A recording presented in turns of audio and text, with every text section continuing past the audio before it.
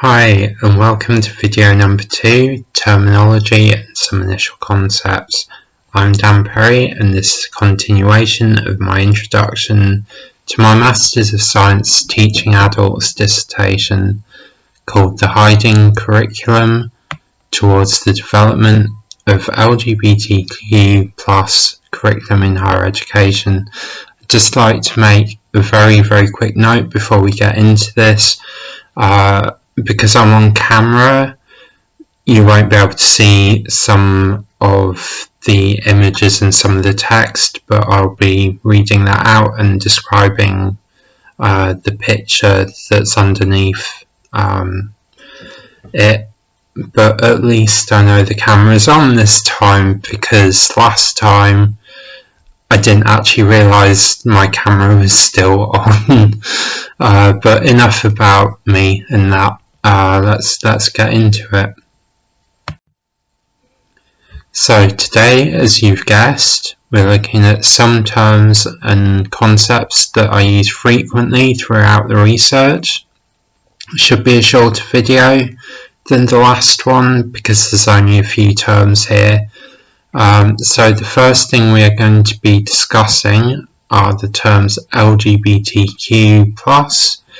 Some of you may already know these terms, so bear with me, but I'm going to be discussing how I use them together like this in my research, and then we're going to move across to some economical terms, because if you remember back, I mentioned some economics terms before, so we're just going to pick them apart very briefly so that you can understand that. And then the last thing we're going to be looking at, which is slightly more complicated, is normalisms, and we'll discuss why the S is there too when we get to that slide. But first of all, let's explore LGBTQ. So the first term I most frequently use is LGBTQ+, but what does this actually mean? I don't actually go into massive depths here because I don't in my dissertation either. It's just enough that you understand when I'm using it what I'm meaning when I'm using it. So I'm going to use some flags to help me in this part. So in this image we have a range of sexual identities, gender identities, and some communities as well. But yeah, we'll get into some parts of it actually now I'm thinking about it, but later on.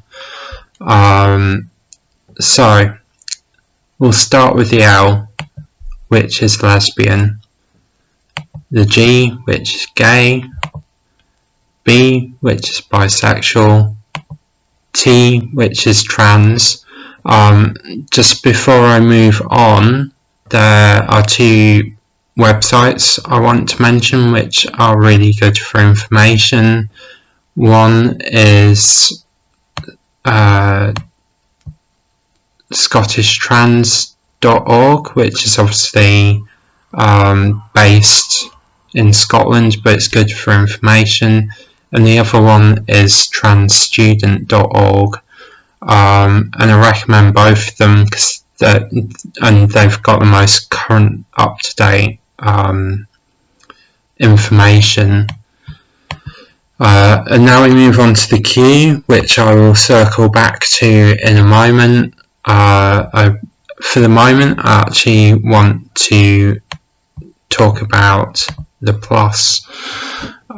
So the way I use the plus in this study is to represent all the different variations of both sexuality, gender, and communities that are not represented in these ones in the left.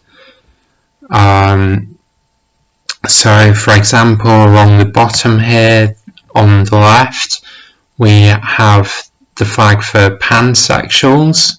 The middle one is asexuals, and the last one on the right is polysexual. And I'm just going to get a highlighter over here because I've not included these on the slide. That and that one are communities, so that is the bear community and the leather community, which also can be identities as well as communities. But anyway, I'm going to circle back to the cube again, which is queer. Now, this is a really, really hotly debated term, and yeah, there's lots of arguments still. It is used, and it's used in a variety of different ways. Queer still can be very offensive to people, and sometimes it also depends in the context that it's being used as well. But there has been some work to reclaim the term and use it to our advantage in the community. The way I'm using it in this particular setup is it's an umbrella term for any. Well, there's two ways actually. It's an umbrella term, so in a way it's almost like the plus, but it covers. It's an umbrella term and covers everything underneath it. But the other way that it's being used at the moment is actually as an identity as well, which is how I'm using it in this particular case. We will eventually be talking about queer as in queer theory, which you may have heard of, but that will be more in the historical timeline, and it will be fully contextualized there. But when I'm using it here, it is for identity purposes rather than theoretical. Also, if you've got any suggestions about the slides or any ways I can improve it, please let me know. And I just want to make a blanket apology if I have offended anyone. I'm sorry, and I will actually address this because I'm still learning as well. But yeah. Now we're going to move on to the economic side of things, which are neoliberalism, capitalism, and LGBTQ plus economics, and how I use all these terms. There are quite a few on here, but try not to get overwhelmed. Okay, let's move on to the next one. So I now want to define some of the concepts that are used in and around my research, some of which appear in my objectives, which you'll have already seen, and in my research questions. I just want to say this is a very kind of brief definition. We'll be drilling down into some of them in a lot more depth later on, but for now, for you to be able to understand the questions and some of the outcomes, I thought it best to explain roughly what these definitions and concepts mean. So the first one we're going to define is capitalism.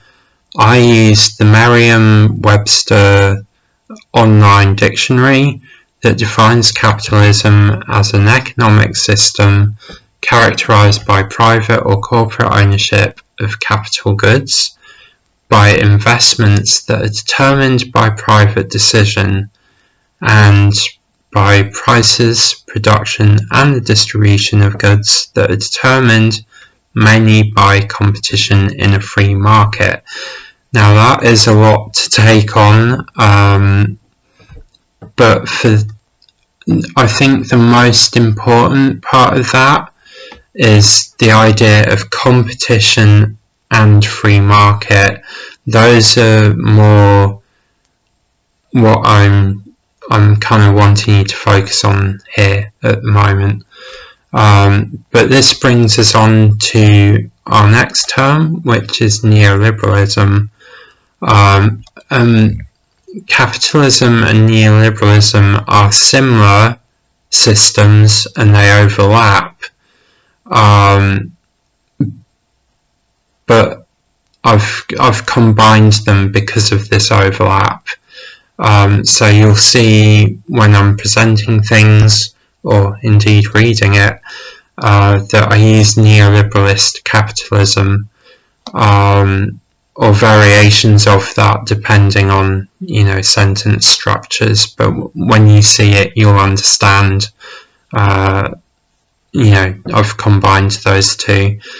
But for the moment what you need to know is neoliberalism is a bit more specific than capitalism, the system of capitalism which it kind of forms a part of. But it came into prominence in the late 1970s and early 1980s through the UK Prime Minister Margaret Thatcher, on the right of this photo, but then where else would she be really?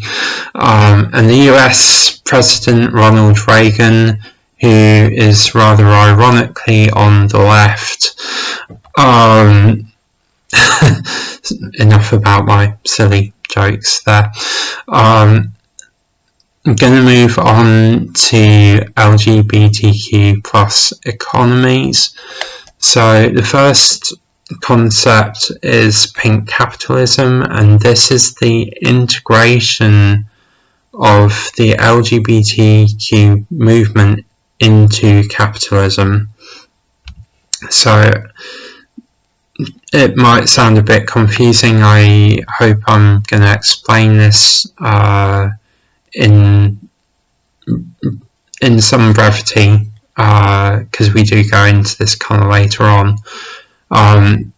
But you will probably have noticed around Pride time, around Pride month, suddenly all these flags and products appear from nowhere in all these, in shops, particularly shops. So that is them integrating the LGBT movement into capitalism, because it's someone who has made the private decision and decided on prices, production, and how and when they're going to be distributed. Because you'll notice as soon as Pride Month is over, they all disappear, all these flags products, until the following year. But we will go more into this later on. The second concept here is the pink pound. It first appeared in The Guardian, which is a UK newspaper, in 1984, which also happens to be the year I was born, which I found quite interesting. and it went that far back. It probably went further back than that, but not actually been officially presented, which is what The Guardian did. But it's used to describe the purchasing power of the LGBT community, with particular emphasis on gay males. Now, the reason I've used LGBT here is instead of the Q+, is because the source I was looking at didn't have the Q and put the plus. And I should have probably mentioned this before. There are some sources that don't use these terms altogether. Historically, I mean, they've always been around, but they've not necessarily had recognition before. So please don't think that I'm trying to exclude people. It's because I looked at the sources. But I kind of, when I do this, I kind of do give historical context as well. So it's not that I'm not ignoring all of you. But anyway, the last concept I wanted to talk about is you can see part of the image, but you can't actually see the writing for this, is pink economies. So the idea of pink economies are the potential LGBTQ plus markets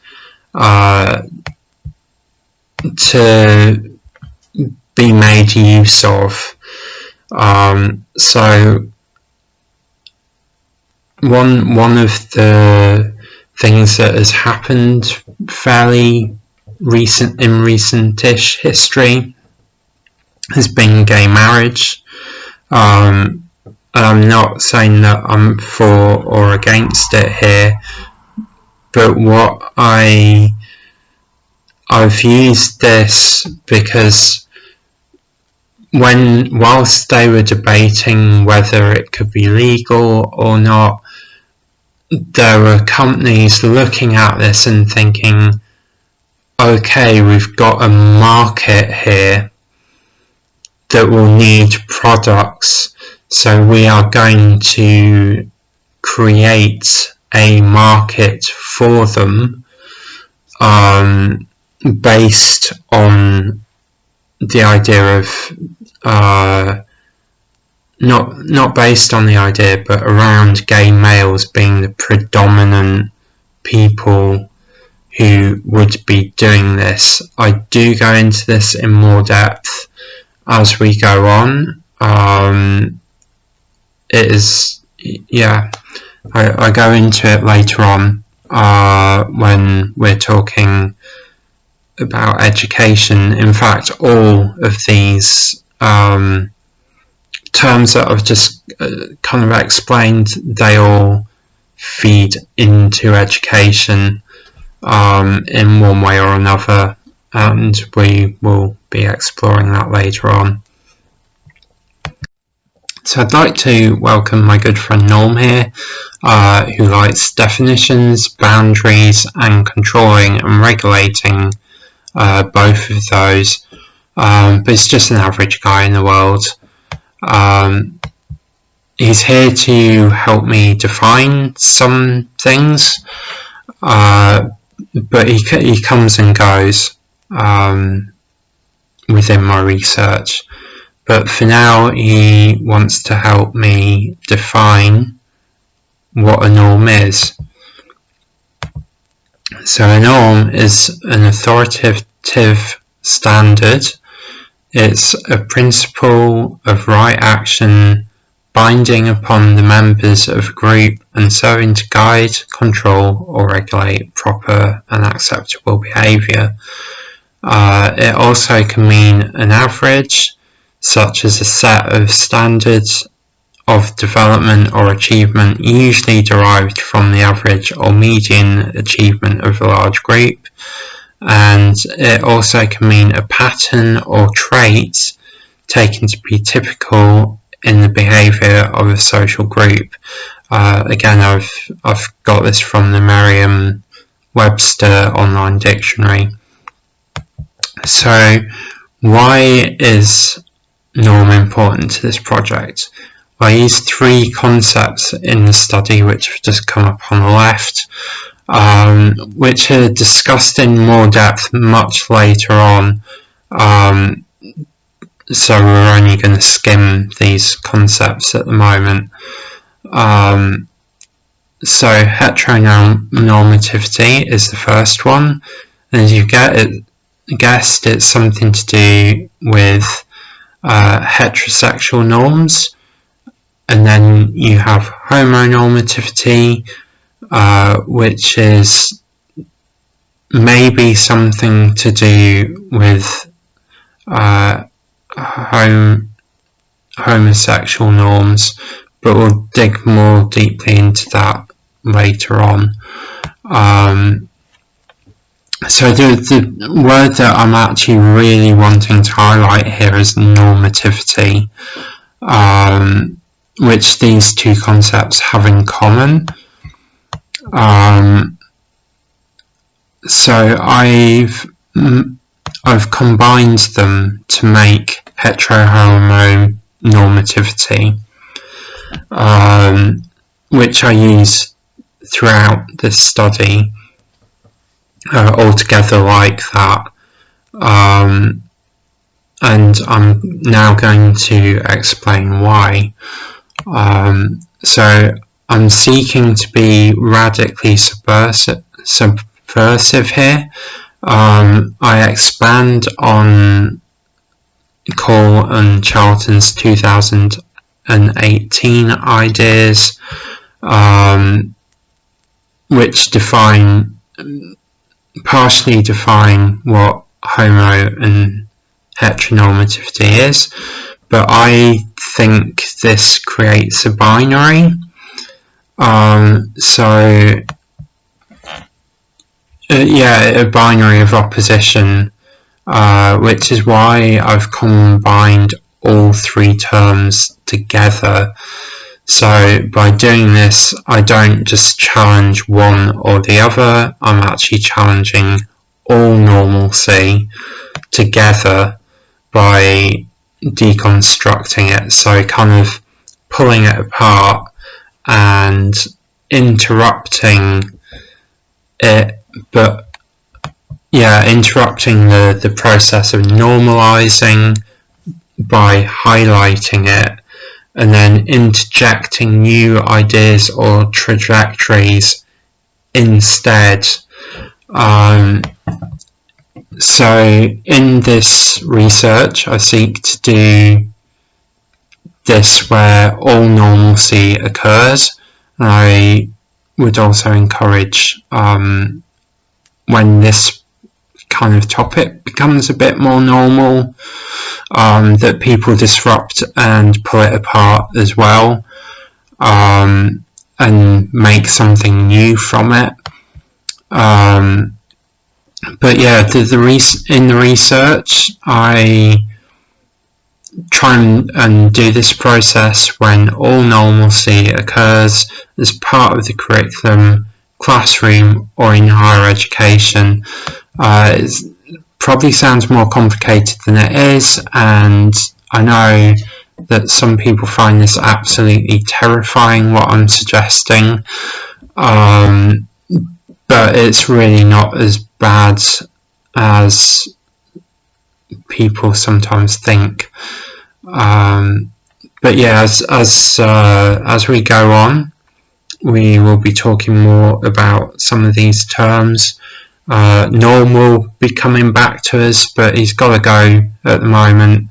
But he'll be back when he figures out a bit more and has, become a bit more important in the research.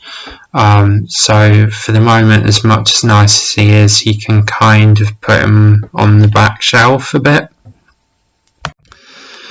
And that brings us to the end of this presentation.